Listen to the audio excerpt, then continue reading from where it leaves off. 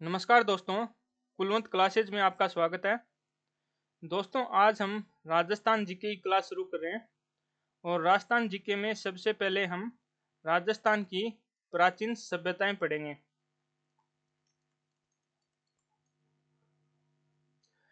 प्राचीन सभ्यताओं को हम बेसिक से समझेंगे तो सबसे पहली क्लास हमारी मानव इतिहास पे होगी और इस क्लास में हम मानव इतिहास को प्रागैतिहासिक काल से लेके ऐतिहासिक काल तक समझेंगे और इस दौरान मनुष्य राजस्थान में कहाँ कहाँ उसने निवास किया और किस प्रकार उसने अपने आदिमानव जीवन से लेके सभ्यता काल तक अपने जीवन का विकास किया, इस बात को भी समझेंगे।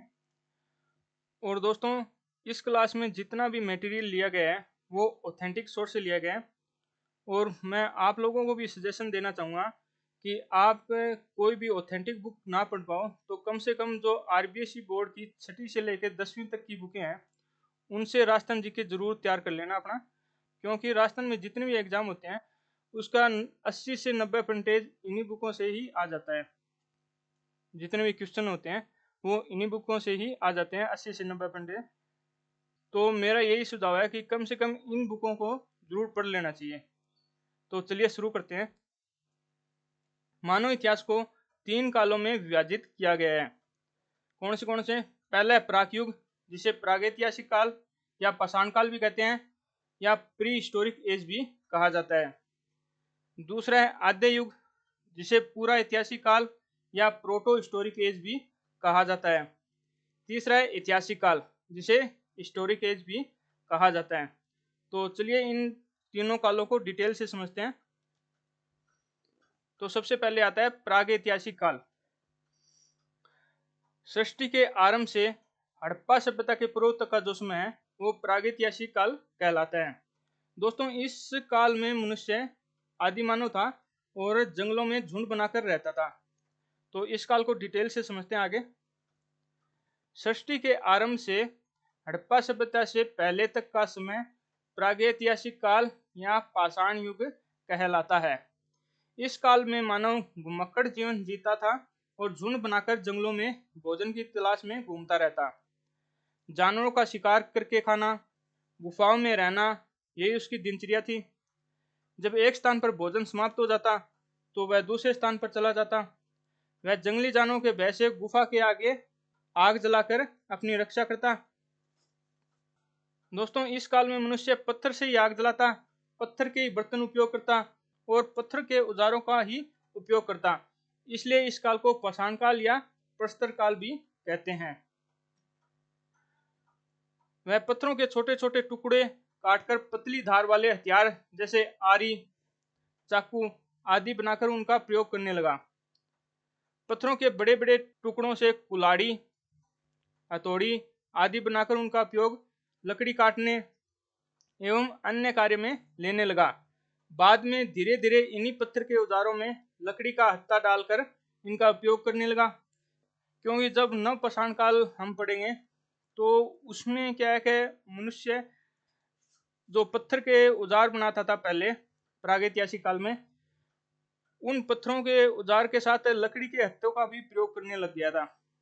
तो इसलिए जैसे जैसे मनुष्य ने अपना विकास किया तो उसने पत्थरों के साथ साथ लकड़ी वगैरह और हड्डी वगैरह का भी उपयोग करने लगा। राजस्थान में मिले पाषाणकालीन अवशेषों से इतिहासकार व पुरातत्वविद एक निष्कर्ष पर पहुंचे कि उस समय के मनुष्य को लिखने का ज्ञान नहीं था, क्योंकि उस समय मिले अवशेषों में किसी भी प्रकार का लेखन सामग्री नहीं मिली। क्योंकि दोस्तों, इस काल में क्या है कि मनुष्य को लिपि का ज्ञान नहीं था। लिपि के ज्ञान के बिना इस काल के जो भी अवशेष मिले हैं वो हमें पत्थरों के रूप में ही ज्यादातर मिले हैं। इस युग के बारे में हम जो कुछ भी जानते हैं वह खुदाई में मिले औजारों, गुफा चित्रों और अवशेषों से ही पता चलता है। मनुष्य के जीवन का यह वो दौर था जब मानव जीवन ने बस अपनी शुरुआत ही की थी, अर्थात इस काल में मनुष्य एक आदिमानव था। तो दोस्तों, क्या है कि इस काल में जो भी अपने को अवशेष मिले हैं, जैसे C.A. हेक्ट थे, उन्होंने बूंदी, इंद्रगढ़ से और जयपुर से पत्थर की कुल्हाड़ी खोजी थी। तो उन अवशेषों से ही क्या है इस काल के बारे में हमें जानकारी मिलती है। या जो चंबल नदी घाटी है उस एरिया में जो चित्रित शिलाश्रय मिले हैं, उन चित्रित शिलाश्रयों से ही क्या है कि इस काल की जानकारी हमें प्राप्त होती है। तो प्रागैतिहासिक काल पूरा हुआ। अब अगला अपन आद्य ऐतिहासिक काल पढ़ते हैं। हड़प्पा सभ्यता से 600 ईसा पूर्व तक का जो समय है वो आद्य ऐतिहासिक काल कहलाता है। इस काल में लेखन कला का विकास तो हो गया था, लेकिन जो लिखित साक्ष्य उपलब्ध हैं वे या तो अस्पष्ट है अथवा उनकी लिपि को अभी तक पढ़ना संभव नहीं हुआ। यह लिपि दाएं से बाएं और फिर बाएं से दाएं लिखी जाती थी, इसलिए इस लिपि को श्रीपिल्लाकार लिपि या गोमूत्री या बुस्टोफेदम लिपि कहते हैं। देखो दोस्तों, मैं आपको एक इंटरेस्टिंग फैक्ट बताता हूँ कि ये जो श्रीपिल्लाकार लिपि थी इसकी पहली लाइन दाएं से बाएं होती थी, फिर बाएं से दाएं होती थी, फिर ये दाएं से बाएं होती थी। तो इस प्रकार क्या है कि ये सांप की तरह होती थी, इसलिए इस लिपि को क्या है श्रीपिल्लाकार लिपि कहा जाता है। और इस लिपि में जो मूल चिन्ह है वो कितने 64 है। और इस लिपि के जो चित्राक्षर है, मतलब ये जो लिपि थी वो चित्रों के रूप में अक्षर होते थे इस लिपि में। वो चित्राक्षर कितने हैं इस लिपि में? 250 से लगभग 400। और सबसे पहले इस लिपि को पढ़ने का प्रयास किसने किया? तो वे थे वेडेन महोदय, परंतु ये इस लिपि को पढ़ने में असफल रहे।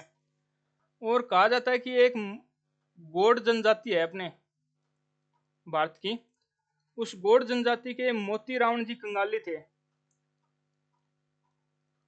उन्होंने दावा किया कि उन्होंने इस लिपि को पढ़ लिया, परंतु जो सरकारी आंकड़े हैं उस हिसाब से इस लिपि को अभी तक पढ़ा नहीं गया। और इस प्रकार के अक्षर होते थे इस लिपि में, तो इसलिए इस लिपि को भावचित्रात्मक लिपि भी कहा जाता है, क्योंकि इस लिपि में जो अक्षर उपयोग करते थे वो मनुष्य अपने भावों को दर्शाने के लिए करता था, इसलिए इस लिपि को भावचित्रात्मक लिपि भी कहा जाता है। आगे चलते हैं। सिंधु घाटी सभ्यता इसी काल का उदाहरण है।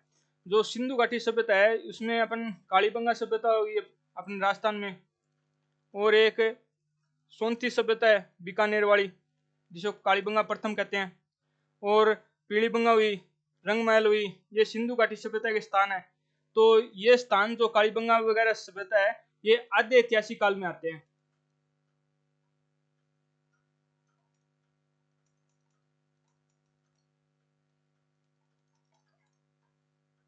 आगे पढ़ते हैं ऐतिहासिक काल। 600 ईसा पूर्व से अब तक का जो समय है, जो वर्तमान का समय है, वो ऐतिहासिक काल के अंडर में ही आता है।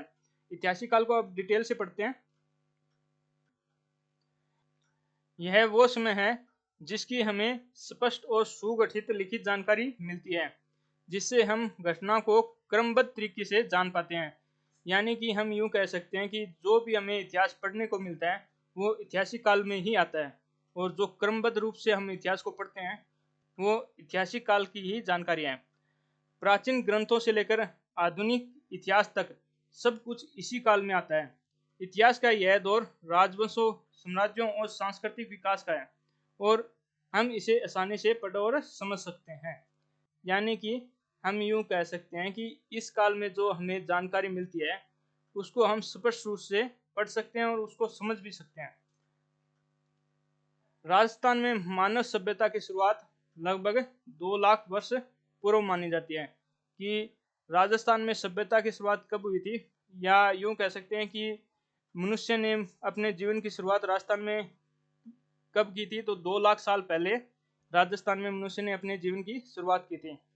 यहाँ हमें मुख्य रूप से प्रागैतिहासिक काल या पाषाण काल की 3 प्रमुख संस्कृतियां मिलती है। अर्थात पाषाण काल को मुख्यतः 3 भागों में बांटा गया है। कौन से? तो पहला है पूरा पाषाण काल जिसे पैलियोलिथिक एज कहा जाता है। दूसरा है मध्य पाषाण काल जिसे मीसोलिथिक एज कहा जाता है। तीसरा है उत्तर पाषाण काल, जिसे नियोलिथिक एज कहा जाता है। तो अब इन कालों को डिटेल से समझते हैं। पाषाण काल को भी 3 कालों में डिवाइड किया गया है, पूरा पाषाण काल, मध्य पाषाण काल, उत्तर पाषाण काल। तो पूरा पाषाण काल 2 लाख साल से 10,000 वर्ष तक का जो समय है वो पूरा पाषाण काल कहलाता है, और 10,000 से 4,000 साल तक का जो समय है वो मध्य पाषाण काल कहलाता है, और 4,000 साल से 600 ईसा पूर्व तक का जो समय है वो उत्तर पाषाण काल कहलाता है।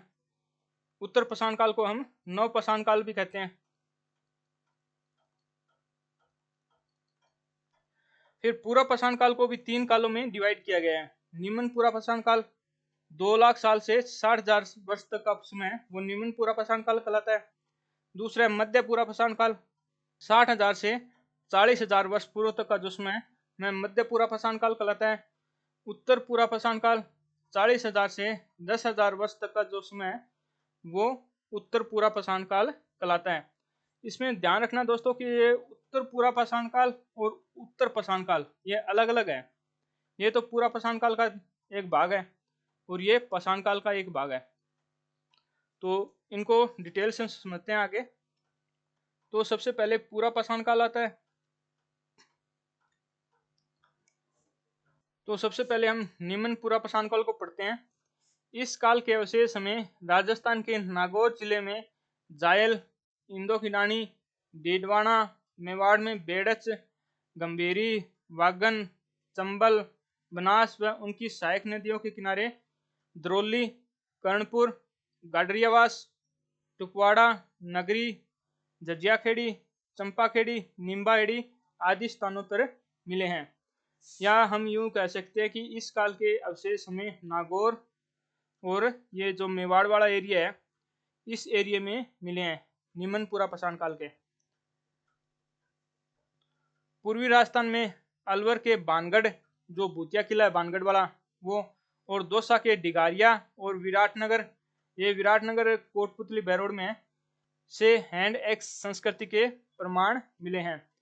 दोस्तों हैंड एक्स संस्कृति कह दो या पाषाण काल कह दो ये एक ही बात है, क्योंकि जब 1870 में CA एक्ट को पत्थर की कुल्हाड़ी मिली थी इसलिए इस संस्कृति को हैंड एक्स संस्कृति कहते हैं।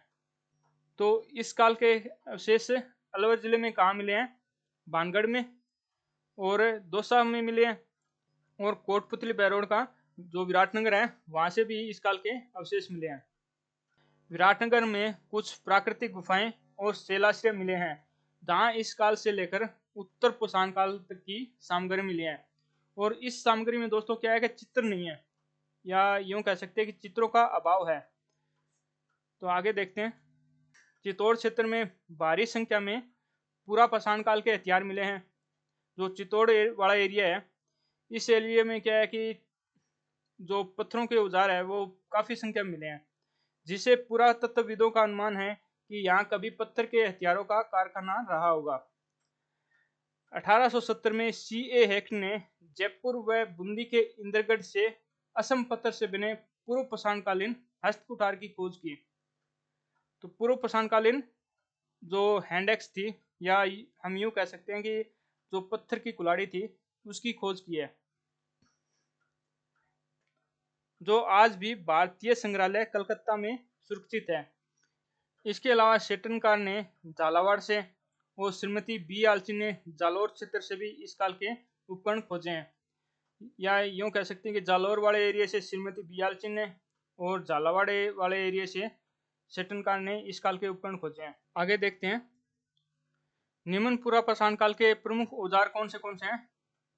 हस्तकुठार या कुल्हाड़ी जिसे हैंड एक्स भी कहते हैं, पेबुल या बटिकासम, चोपर जिसे गंडासा भी कहा जाता है। तो ये थी हस्तकुठार, जिसे आगे से तीखी होती थी और इस प्रकार लकड़ी के हत्थे से बांध लेते थे इसको। पेबुल पत्थर इस प्रकार के होते थे, जो नदियों के किनारे जो गोल गोल पत्थर मिलते हैं उन्हें पेबुल कहा जाता है। और ये गंडासा है जिसे चोपर कहा जाता है। जब पेबुल पत्थर को एक तरफ से धार दे दें या एक तरफ से तीखा कर लें तो उसे ही गंडासा कहा जाता था। ये इस प्रकार होता था गंडासा। अगले हथियार देखते हैं। खंडक या चॉपिंग, ये चॉपिंग इस प्रकार के होता था, ये दोनों तरफ से तीखा होता था, ये आगे से भी तीखा है, ये पीछे से भी तीखा है। या इसको यूं समझ सकते हैं कि आज के टाइम की जो कुल्हाड़ी होती है उस प्रकार का ये पत्थर का हथियार होता था। जैसे पेबुल पत्थर है, उसको दोनों तरफ से तीखा कर ले तो ये इस प्रकार का बन जाएगा। ये नीचे पकड़ने का हत्था हो गया, तो ये आगे से तीखा हो गया, इसको ही चॉपिंग कहते हैं। और इस हथियार का उपयोग ये लोग शिकार वगैरह करने के लिए और शिकार को छीलने या फाड़ने के लिए करते थे। अगला विदारणी, जिसे क्लीवर्स भी कहा जाता है, ये इस प्रकार था विदारणी। अगर पेबुल पत्थर के एक तरफ धार हो तो उसे चॉपर कहते हैं, ये बता दिया पहले, और दोनों तरफ धार हो तो उसे चॉपिंग कहा जाता है। ये सभी औजार कोर औजार थे। कोर औजार यूं समझ सकते हैं कि जो पेबुल पत्थर होता है उस एक ही पत्थर से यदि कोई औजार बनाया गया पत्थर का तो उसे ही कोर औजार कहते हैं। कोर मतलब कोना, आगे से जो तीखे होते थे पत्थर के औजार, और एक ही पत्थर से बनाया गया औजार हो तो उसे कोर औजार कहेंगे। यानी पत्थर के मूल टुकड़े से बने होते थे ये औजार। इन्हें बनाने के लिए मुख्य रूप से क्वार्टजाइट पत्थर का इस्तेमाल किया जाता था। अगला काल कौन सा है? मध्य पूरा पाषाण काल। यह दूसरा पार्ट है पूरा पाषाण काल का। इस काल के अवशेष पश्चिमी राजस्थान में जैसलमेर, पोकरण, डीडवाना, जायल, बूढ़ा पुष्कर, खोखरा, सुजानगढ़, लूणी नदी के किनारे और मेवाड़ की बेड़च, गंभीरी, वागन व कदमाली नदियों के किनारे अधिक मात्रा में मिले हैं।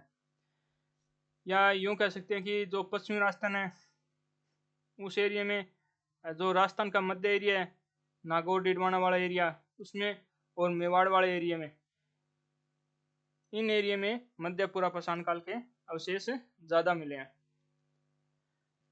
इस काल के प्रमुख औजार कौन से थे? तो ब्लेड है एक, तो ये ब्लेड इस प्रकार की होती थी जो दोनों तरफ से तीखी होती थी और ये काटने वगैरह के लिए उपयोग करते थे ये लोग। अगला वोरर। वोरर इस प्रकार का हथियार होता था जो इस प्रकार का ये तीखा होता था और यहाँ से लकड़ी से बांध लेते थे इसको, तो भाले वगैरह के लिए उपयोग करते थे वोरर का। अगला स्क्रैपर, जिसे खुरचनी भी कहते हैं। ये खुरचनी के अंदर की साइड है, ये बराबर की साइड है, ये बैक साइड है, तो ये किसी चीज को खुरचने के लिए उपयोग करते थे स्क्रैपर का। आगे पढ़ते हैं। उत्तर पूरा पाषाण काल। तो इस काल के अवशेष मेवाड़ की बेड़च नदी के किनारे बेदला, बुवाना, जगन्नाथपुरा, बिछड़ी, डबोक, कानपुर, भीमल, सालेरा, कुकवाड़ा आदि गांव के आसपास और बूढ़ा पुष्कर में मिले हैं। तो यूं कह सकते हैं कि जो मेवाड़ वाला एरिया है उसमें मिले हैं उत्तर पूरा पाषाण काल के अवशेष, और जो अजमेर का बूढ़ा पुष्कर है वहाँ पे भी मिले हैं, और जो पश्चिमी राजस्थान वाला एरिया है उस एरिया में उत्तर पूरा पाषाण काल के अवशेष बहुत कम मिले हैं। आगे देखते हैं। इस काल के प्रमुख औजार कौन से थे? तो पहला है पॉइंट। पॉइंट किस प्रकार का हथियार होता था कि आगे से इस प्रकार का तीखा होता था और ये क्या है, भाले वगैरह की नोक के रूप में उपयोग करते थे इसको, तो इसको नोक भी कहते हैं, ये भी इसका नाम है एक। वोरर, स्क्रैपर या खुरचनी, ब्लेड, फुलेटेड कोर। फुलेटेड कोर क्यों कहते हैं इस हथियार को? कि जो इसके किनारे होते थे ये बांसुरी की तरह होते थे, इस प्रकार के होते थे, इसलिए इस हथियार को फुलेटेड कोर कहा जाता था। आगे देखते हैं। मध्य पाषाण काल 10,000 से 4,000 वर्ष तक का जो समय है वो मध्य पाषाण काल में आता है। इसे संक्रमण कालीन काल भी कहा जाता है, लघु पाषाण युग और मिसोलिथिक एज भी कहते हैं इसको। उत्तर पूर्व पाषाण काल के अंतिम चरणों में राजस्थान में मनुष्य सुमेय में रहने लगा और मृतकों को दफनाए जाने लगा। या यूं कह सकते कि मध्य पाषाण काल के शुरुआती टाइम में राजस्थान में मनुष्य जो है वो सुमेय में रहने लग गया और जो शव वगैरह थे वो दफनाए जाने लगे। औजारों के निर्माण की प्रक्रिया और स्वरूप में बड़ा बदलाव आया। इस काल के औजार छोटे, हल्के और अधिक कुशलता से बने होते थे। पत्थर के इन छोटे उपकरणों को माइक्रोलिथ या लघु पाषाण उपकरण कहा जाता है। देखो दोस्तों कि जो मध्य पाषाण काल है उसमें जो मनुष्य था वो क्या है कि ये राजस्थान है, और राजस्थान के लगभग इस एरिया में ही मनुष्य बसा हुआ था पहले। और जो जो मनुष्य राजस्थान में फैलने लग गया, तभी क्या है कि इस एरिया में जब मनुष्य आया राजस्थान के दक्षिण पश्चिम भाग में, तो यहाँ जो पत्थर थे वो छोटे आकार के थे। तो जो ही उसको छोटे पत्थर मिले तो जाहिर सी बात है कि हथियार भी छोटे बनेंगे, और छोटे हथियार होंगे तो क्या है कि हथियारों में कुशलता भी ज़्यादा होगी। इसी कारण क्या है कि इस काल के जो औजार थे वो छोटे थे, और छोटे होने के कारण हल्के थे और अधिक कुशल थे। आगे देखते हैं। चर्ट, चल्सिडीनी, जास्पर, कार्नेलियन, क्वार्टजाइट, कल्सेडोनी और एगेट जैसे पत्थरों का उपयोग किया जाने लगा। दक्षिण पश्चिमी राजस्थान में पेबुल पत्थर अनुपलब्ध थे, या यूं कह सकते हैं कि जो बड़े आकार के पत्थर थे वो दक्षिण पश्चिम राजस्थान में उपलब्ध नहीं थे। अतः नवीन क्षेत्र में जो पाषाण खंड मिले दैनिक जीवन में उपयोग हेतु उससे उपकरणों का निर्माण किया। ये पाषाण खंड फ्लिट, चर्ट, अगेट, चल्सिडोनी जैसे लघु आकार के थे, जिनसे उपकरण भी छोटे आकार के बने, जिन्हें लघु पाषाण उपकरण कहा गया। इस काल के अवशेष लगभग पूरे राजस्थान में मिलते हैं। हालांकि इस समय तक भी मानव को न तो पशुपालन का ज्ञान था और न ही खेती बाड़ी का, इसलिए एक संगठित सामाजिक जीवन से यह संस्कृति अभी भी दूर थी। या यूं कह सकते हैं कि अभी तक जो मनुष्य था वो ग्रामीण संस्कृति से दूर था। आगे देखते हैं। प्रमुख स्थान कौन से इस काल के? डीडवाना, भीलवाड़ा का बागौर, बालोतरा का तिलवाड़ा, पाली का सोजत और लूणी व उसकी सहायक नदियों की घाटियां। चित्तौड़गढ़ एरिया में कौन से है? बेड़स नदी घाटी, विराटनगर ये कोटपुतली बैरोड में, अजमेर का चंद्रावती आदि स्थानों से मध्य पाषाणकालीन अवशेष मिले हैं। प्रमुख उपकरण कौन से इस काल के? तो ब्लेड है, इंग्रेवर है। इंग्रेवर किसे कहते हैं? नक्काशी करने वाला उपकरण होता था एक, जो चित्रकारी वगैरह करते थे, जो हथियार वगैरह बनाते थे उस पे जो भी चित्रकारी करते थे ये लोग, उसके लिए इंग्रेवर का उपयोग करते थे। एक है ट्राइंगल, एक त्रिकोणीय आकार का पत्थर होता था जिसको भाले की नोक, चाकू या स्क्रैपर जैसे औजार के रूप में इस्तेमाल करते थे। ये है ट्राइंगल। ये यहाँ से भी तीखा है, यहाँ से भी तीखा है, एक इसके पीछे से भी तीखा है। 3 कोने होते थे ऐसे इसके, इसको ट्राइंगल कहते हैं, मतलब 3 कोण। अगला क्रेसेंट, अर्धचंद्राकार सूक्ष्म पाषाण उपकरण। ये आधे चांद की तरह होता था। ये ट्रेपेज, समलम आकार के छोटे पत्थर के औजार, ये इस प्रकार का होता था ट्रेपेज। स्क्रैपर या जिसे खुरचनी भी कहते हैं, और पॉइंटर जिसे नोक भी कहा जाता है, अस्त्रागर भी कहते हैं, जिसे तीर या भाले की नोक हेतु इसका उपयोग करते थे। ट्राइंगल यह आमतौर पर एक त्रिकोणीय आकार का पत्थर होता था जिसे भाले की नोक, चाकू या स्क्रैपर जैसे औजार के रूप में इस्तेमाल किया जाता था। इसका कर लिया आपने। अगला है उत्तर पाषाण काल। 4000 वर्ष से 600 ईसा पूर्व तक का जो समय है वो उत्तर पाषाण काल कहलाता है। इसे नव पाषाण काल भी कहा जाता है। स्थायी जीवन का आरंभ, या यूं कह सकते हैं कि इस काल में जो ग्रामीण संस्कृति थी मनुष्य की वो अस्तित्व में आ चुकी थी, और मनुष्य था वो पशुपालन वगैरह करने लग गया था इस काल में, और इसी के साथ कृषि वगैरह भी करना शुरू कर दिया था। तो इसको पढ़ते हैं। जैसे जैसे मानव को अपने आसपास की वस्तुओं का ज्ञान होता गया वैसे वैसे वह अपने लिए और अधिक सुविधाएं जुटाने लगा। प्रारंभ में मनुष्य को कपड़े पहनने का ज्ञान नहीं था। वह पेड़ की छाल, बड़े बड़े पत्तों एवं जानवरों की खाल से ठंड के समय अपना बचाव करता था। बाद में वह जानवरों को पालना, पौधे उगाना, अन्न पैदा करना आदि सीख गया, जिससे उसका घुमक्कड़ जीवन समाप्त हो गया और वह एक स्थान पर झोपड़ी बनाकर रहने लगा और वहीं खेती करने लगा। उसने कुत्ते, बकरी, भेड़ आदि जानवरों को पालतू बना लिया और उनसे अपने कार्य में सहयोग लेने लगा। दोस्तों, जैसे ही मनुष्य की ग्रामीण संस्कृति अस्तित्व में आई तो उसको क्या है कि लकड़ियाँ वगैरह की आवश्यकता पड़ी। तो एक बार क्या हुआ कि ये लकड़ियाँ वगैरह काटने गए तो कोई पेड़ ढलान में होगा और उस पेड़ के तने को जो ही इन्होंने काटा तो वो क्या है ढलान में होने के कारण लुढ़कने लग गया। तो इन लोगों के दिमाग में ये आया कि इस तने से हम क्या है लकड़ी से पहिया भी बना सकते हैं। और जो ही इन्होंने पहिए का आविष्कार किया तो क्या है उस पहिए से बाद में इन्होंने गाड़ी भी बना ली। तो पहिए का आविष्कार भी नवपाषाण काल में हुआ था। पत्थर की चाक बनाकर मिट्टी के बर्तन बनाने लग गया इस काल नवपाषाण काल में। गेहूं, जौ और कपास की खेती करना, झोपड़ी बनाकर रहना, जानवर पालना आदि कार्य सीखकर वह अपनी आवश्यकता की पूर्ति करने लगा। यानी कि यूं कह सकते हैं कि जो खेती-बाड़ी थी और पशुपालन था वो इस काल में होना शुरू हो गया था। उत्तर पाषाण काल को ऑस्ट्रेलियाई पुरातत्वविद गॉर्डन चाइल्ड ने नवपाषाण क्रांति कहा है। नवपाषाण क्रांति क्यों कहा है? क्योंकि इस काल में जो मनुष्य के जीवन में काफी बदलाव आया और कई प्रकार के ऐसे आविष्कार हुए जो मनुष्य के लिए बहुत ही जरूरी थे। वास्तव में यह काल मानव इतिहास की एक क्रांति थी, क्योंकि इस काल में मानव ने अपने शिकारी जीवन को छोड़कर कृषि और पशुपालन करना शुरू कर दिया।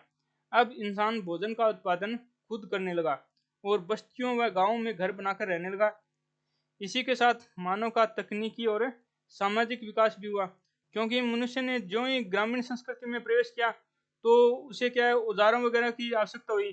तो औजार वगैरह की आवश्यकता हुई तो उसका तकनीकी विकास हुआ और जो ही गांव में वो रहने लग गया, समूह में रहने लग गया तो एक दूसरे की जरूरत हुई उसको, तो उसका सामाजिक विकास भी इस काल में काफी हुआ। अगले सिंधु सरस्वती सभ्यता। आदि मानव ने जब कृषि करना, पशु पालना और अपनी आवश्यकताओं की पूर्ति करना सीख लिया तब छोटे छोटे व कुछ बड़े गांव बसते गए। इनमें से कुछ लोग अपनी आवश्यकता से अधिक उत्पादन करने लगे व अपनी उत्पादित वस्तु दूसरों को देकर अपनी जरूरत की वस्तुएं उनसे लेने लगे। इस प्रकार धीरे धीरे व्यापार का प्रचलन हुआ और नगर बसने प्रारंभ हो गए। नए नगर ऐसे स्थानों पर बसे जहां उपजाऊ भूमि एवं पर्याप्त पानी था। अतः सिंधु सरस्वती के मैदानी भागों में नगर सभ्यता का विकास हुआ। सर्वप्रथम 1922 में पंजाब के हड़प्पा, तत्पश्चात सिंधु के मोनजोदड़ो नामक स्थानों पर खुदाई में इस नगर सभ्यता का पता चला।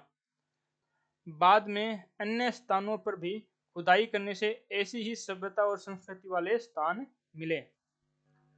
तो दोस्तों, इसको यूं समझ सकते हैं कि जो सिंधु घाटी सभ्यता है वो नवपाषाण कालीन या आद्य ऐतिहासिक कालीन सभ्यता है, या यूं कह सकते हैं कि जो आद्य इतिहास काल है या नवपाषाण काल है और सिंधु घाटी सभ्यता का जो समय है वो एक ही है। अब आगे देखते हैं। उपकरण। इस काल के उपकरण आकार में छोटे, कौशल से भरपूर और ज्यामितीय आकृति से युक्त होते थे। इन्हें लकड़ी या हड्डी की लंबी नली में गोंद से चिपकाकर इस्तेमाल किया जाता था। तो इस प्रकार ये हड्डी से चिपका लेते थे, बांध लेते थे और ये ज्यामितीय आकृति होती थी। इस काल के जो उपकरण होते थे उनमें प्रमुख स्थल कौन से नवपाषाण काल के? तो भीलवाड़ा का बागौर है, बालोतरा का तिलवाड़ा, टोंक का भरनी, डीडवाना, अजमेर का बूढ़ा पुष्कर और चंबल नदी घाटी में भैंसरोडगढ़, नवाघाट, बनास नदी घाटी में अमीरगढ़, जहाजपुर, देवली, गिलुंड और लूनी नदी घाटी में पाली, समदड़ी, शिकारपुर, सोजत, पिपाड़, खींवसर और सिक्कर, झुंझुनू, जयपुर, उदयपुर, चित्तौड़गढ़ आदि स्थानों से उत्तर पाषाणकालीन अवशेष मिले हैं। तो यूं मान लो कि इस काल के अवशेष पूरे राजस्थान में ही मिले हैं। आगे देखते हैं। राजस्थान में कुछ महत्वपूर्ण शैल चित्र पुरा स्थल भी हैं जहां से हमें प्राचीन मानव के कलात्मक जीवन के दर्शन होते हैं। प्रागैतिहासिक काल में मानव पर्वतों की गुफाओं, नदियों की कगारों तथा चट्टानों के शिलाखंडों द्वारा बने आश्रय स्थलों में शरण लेता था। ये स्थल उनके आवास स्वरूप होते थे। प्राकृतिक रूप से बनी इन पर्वतीय संरचनाओं को शैलाश्रय कहा जाता है। चंबल नदी घाटी में नदी कगारों के रूप में व अरावली पर्वत श्रृंखला में बहुत से शैलाश्रय प्राप्त हुए हैं। तो राजस्थान में शैलाश्रय कहाँ कहाँ प्राप्त हुए हैं? एक तो चंबल नदी घाटी में और एक अरावली पर्वतमाला में। इन शैलाश्रयों की छत, दीवार व फर्श पर इस प्रकार की कलात्मक आकृतियां दिखाई देती है। इन शैल कला या रॉक आर्ट तथा चित्रांकन को शैल चित्र कहते हैं। कि जो भी शैलाश्रय मिले हैं उनमें जो चित्र मिले हैं उनको शैल चित्र कहते हैं। ये विभिन्न रंगों से बने होते थे, सामान्यतः गेरू रंग के। इनमें सर्वाधिक आखेट दृश्य उपलब्ध होते हैं। शैलाश्रयों में किया गया चित्रांकन तत्कालिक मानव द्वारा निर्मित उसके अभिलेखीय साक्ष्य है। या यूं कह सकते हैं कि जो शैलाश्रय मिले हैं उनमें जो चित्र मिले हैं वो उस काल के जो मानव जीवन था उसकी संस्कृति और रहन सहन और दृष्टिकोण को प्रदर्शित करते हैं। ये इस प्रकार के शैलाश्रय मिले हैं, इस प्रकार के चित्र मिले हैं। और शिकारी जीवन होता था उस काल में, इसलिए इस प्रकार के दृश्य मिलते हैं इन चित्रों में, शिकार वगैरह के। और ज्यादातर ये लाल रंग में ही होते थे, गेरू रंग में। तो आगे देखते हैं अब राजस्थान के प्रमुख शैल चित्र पुरा स्थल कौन से हैं? चंबल नदी घाटी उल्लेखनीय है इस शैलाश्रय की दृष्टि से। और यहाँ कौन से स्थान है? कन्यादह, रावतबाटा, आलनिया नदी के किनारे, कोटा में है आलनिया नदी,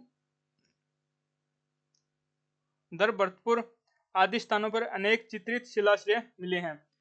बूंदी जिले की छाजा नदी के किनारे भी शिलाश्रय मिले हैं।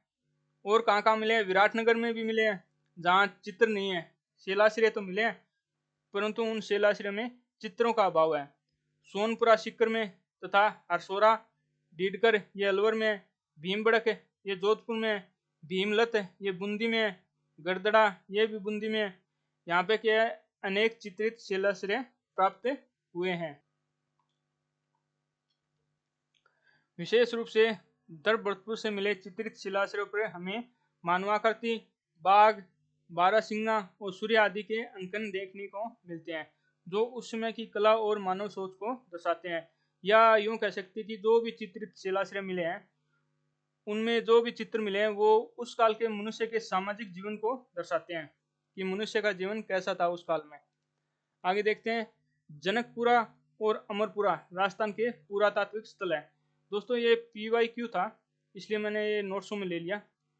तो जनकपुरा अमरपुरा पुरातात्विक स्थल है। Pre and proto history of beds basin south Rajasthan पुस्तक VN मिश्रा की लिखी हुई है, ये पुस्तक है वो। आगे देखते हैं धातुकाल। धातुकाल में क्या है? पाषाण काल के बाद मानव इतिहास में एक और बड़ी क्रांति आई और वह थी धातुओं की खोज। इसे हम धातुकाल कहते हैं, जिसे आगे ताम्र पाषाण काल, ताम्र काल, ताम्र कांस्य काल और लोह काल में बांटा गया है। ये सबसे पहले ताम्र पाषाण काल है, उसके बाद ताम्र काल आता है, उसके बाद कांस्य की खोज होगी तो ताम्र कांस्य काल आता है, उसके बाद लोहे की खोज हुई तो लोहे काल आता है, उसके बाद स्लेटी रंग की चित्रित मध्य बाण संस्कृति आती है और उसके बाद ऐतिहासिक काल आता है। धातु काल, तांबे की शुरुआत। राजस्थान में आद्य ऐतिहासिक काल के अंतर्गत ग्रामीण संस्कृतियां अस्तित्व में आ गई थी।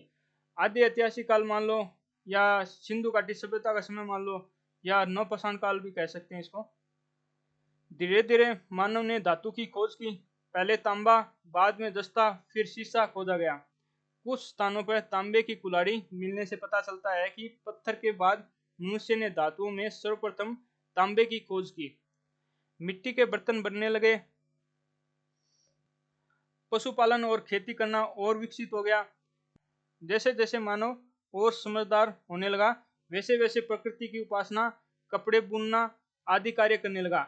इस प्रकार पूर्व पाषाण काल से ताम्र काल तक के आते आते मानव का रहन सहन आदि पूर्व अवस्था से काफी आगे बढ़ गया था।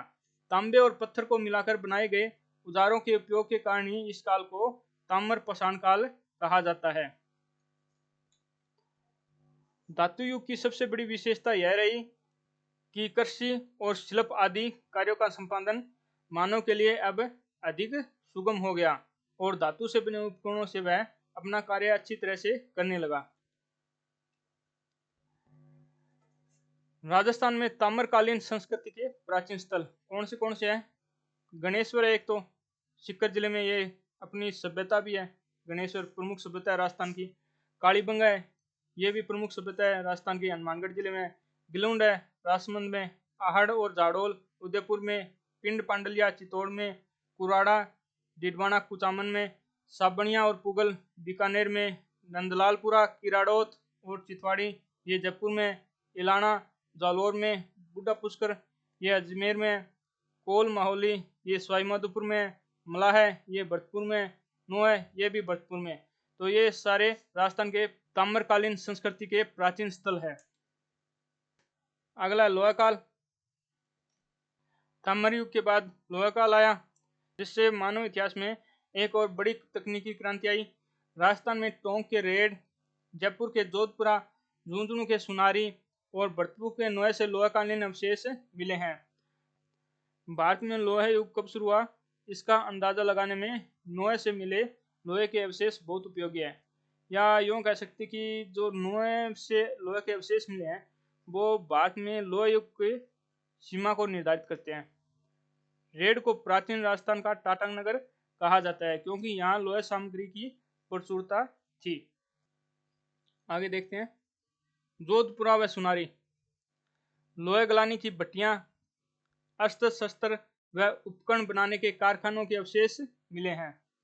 भारत की सबसे पुरानी लोहे भट्टी सुनारी झुंझुनू से मिली है। इसके बाद आती है स्लेटी रंग की चित्रित मर्दवाड़ संस्कृति। तो इसमें क्या है, स्लेटी रंग के इस प्रकार के मिट्टी के बर्तन मिले हैं इस प्रकार के, इसलिए इस संस्कृति को स्लेटी रंग की चित्रित मर्दवाड़ संस्कृति कहा जाता है। लगभग 600 ईसा पूर्व स्लेटी रंग की चित्रित मर्दवाड़ संस्कृति का उदय हुआ। इसके अवशेष हमें विराटनगर, जोधपुरा जो कोटपुतली बैरोड में, सुनारी जो झुंझुनू में, नोहे जो भरतपुर में और अगुचा से मिले हैं।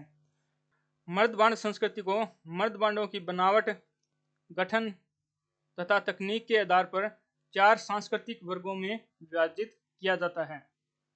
कौन सी है? तो पहली है चित्रित स्लेटी रंग की मर्द पात्र संस्कृति, जिसे PGW भी कहते हैं। इसका पूरा नाम है पेंटेड ग्रे वेयर। दूसरी है गेरुए रंग की मर्द पात्र संस्कृति, जिसे OCP भी कहा जाता है। ओकर कलर्ड पोटरी। तीसरी है काले व लाल रंग की मर्द पात्र संस्कृति, जिसे B&R भी कहा जाता है। Black and red ware BRW। चौथी है उत्तरी काली चमकीली मर्दबांड संस्कृति NBP, northern black polished where culture. इसके पश्चात राजस्थान के इतिहास का ऐतिहासिक युग आरंभ हो जाता है। मतलब ये चित्रित स्लेटी रंग की मर्दबांड संस्कृति है। इसके बाद क्या है कि राजस्थान में ऐतिहासिक युग आरंभ हो जाता है, जिसमें मौर्य, सुंग, कुषाण, गुप्त और हर्षवर्धन काल के अवशेष मिलने प्रारंभ हो जाते हैं और यहीं से हमारे पास स्पष्ट लिखित साक्ष्य उपलब्ध होते हैं। या यूँ कह सकते हैं कि जो हमारे पास लिखित इतिहास मिलता है वो ऐतिहासिक काल से ही मिलना आरंभ होता है। तो दोस्तों, यह थी मानव इतिहास के काल विभाजन और राजस्थान में प्राचीन सभ्यताओं के अवशेषों की जानकारी। उम्मीद है आपको यह जानकारी पसंद आई होगी। अगर आपके कोई सवाल है तो हमें कमेंट्स में ज़रूर बताएं और वीडियो को लाइक एंड चैनल को सब्सक्राइब कीजिएगा। मिलते हैं अगले वीडियो में, तब तक के लिए नमस्कार।